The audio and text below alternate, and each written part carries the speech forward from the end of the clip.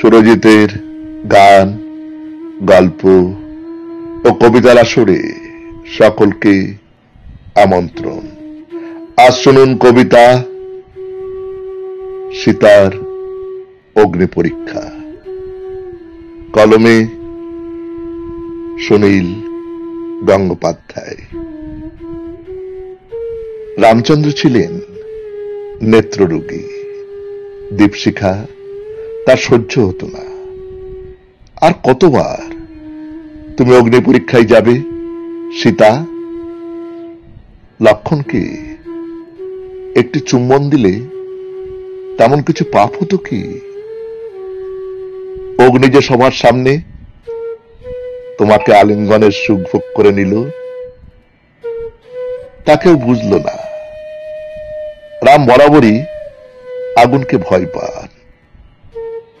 সীতাকে জীবন সঙ্গিনী করার মতন পৌরুষই ছিল না রামচন্দ্র বেচারীর।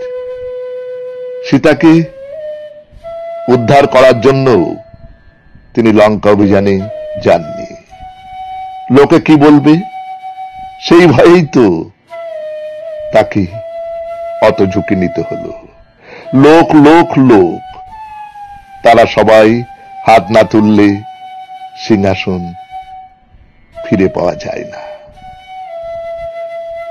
বীরশ্রেষ্ঠ ইন্দ্রজিৎকে যুদ্ধে হারাবার মতন ক্ষমতা ছিল না রামচন্দ্র আর তার দলবলে। তাই বিশ্বাসঘাতক বিভীষণের সাহায্য নিতে হয়েছিল। সেই শুরু হলো ছলে বলে কৌশলে সমস্ত ন্যায় নীতি বিসর্জন দিয়ে ক্ষমতা দখলের রাজনীতি।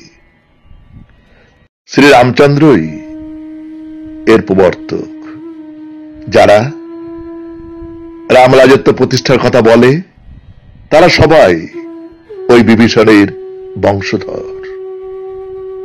সেই প্রথমবারই যদি তুমি অগ্নি পরীক্ষা অস্বীকার করতে সীতা, সগর্বে অসতীত্ব মেনে নিয়ে উড়িয়ে দিতে আত্মসম্মানের জয়ধ্বজ, তাহলে হয়তো লোক লোক লোক অন্ধ লোকশক্তি আর ফিরতেই দিত না রামকে।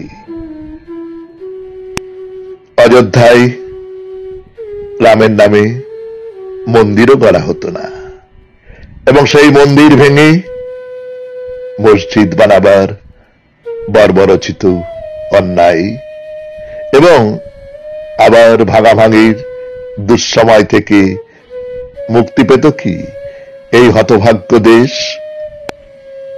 নমস্কার, শুনলেন কবিতা সীতার অগ্নি পরীক্ষা।